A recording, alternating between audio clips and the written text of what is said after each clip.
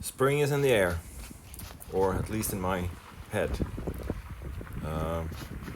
I started the day by cutting down most of my perennials, removing old seed heads and woody stems and old foliage.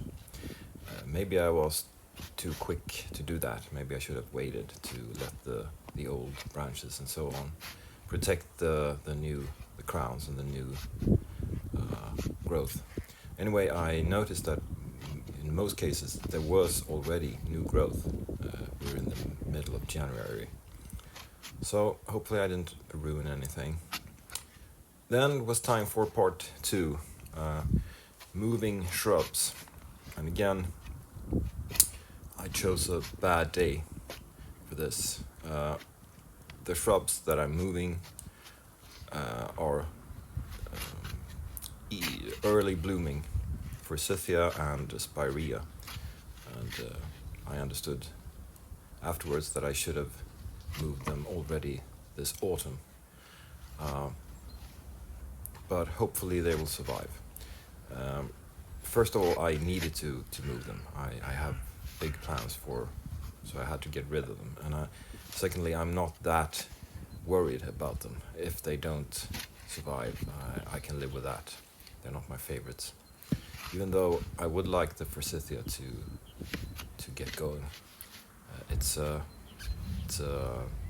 outgrowth from my old Forsythia, so it's really nice to see kind of the second generation.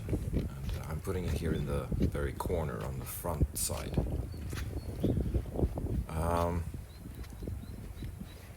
My mistakes were not over, because we have had the coldest weather in many years last week, so there's quite a lot of ground frost, so it's very hard to dig. Now you see me pouring some planting soil. Actually, those bags I bought today, they were filled with frozen water, so they must have weighed at least 4 times the normal weight. So my back is aching a bit now. So only about half of the contents were friable enough to pour in the hole. And the rest are just ice blocks, soil ice blocks. So I'm mixing the native soil, sandy soil, with pretty much a good amount of well fertilized planting soil. And this is where I put down the new growth from my Forsythia. The Forsythia of my big old wonderful Forsythia, it sends down little branches, and when they touch the ground they set new roots and develop new plants. So last year I dug out a few of those, put them here, just to I didn't have big plans for the garden way back then. Maybe it was 2 years ago actually. I just wanted something to shield from the neighbor.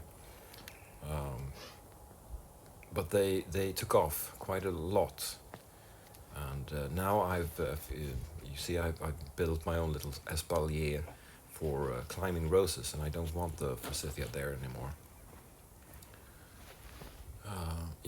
So I hope that at least some of these branches survive. You can see there's a lot of new growth on them, buds. I thought that it would be a good idea to move them now when they're dormant, but I was informed, as I said, that since these shrubs bloom so early in the season, should move them in the autumn instead. So let's see how it goes. And also there's competition from the arborvitae, you can see in the back. I have a Japanese maple on the other side of that, which seems to struggle quite a bit. But I hope that the Forsythia is more resilient. I think it is. It would be really nice if it grew here and started poking, reaching out over the fence. A yellow pop of color to announce from the outside. Okay, so I also moved. My plan was to move 4 Spirea. It's the same as before. I had just put them down as a kind of hedge between our garden and the neighbor's garden.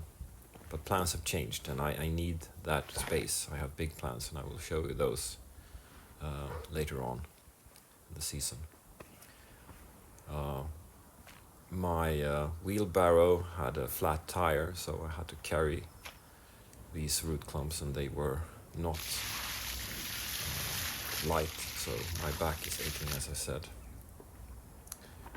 And it's the same with the Spirea. They bloom early. They have a lot of buds, and you shouldn't really disturb them right now. But I did. And then I had 2 more Spirea, but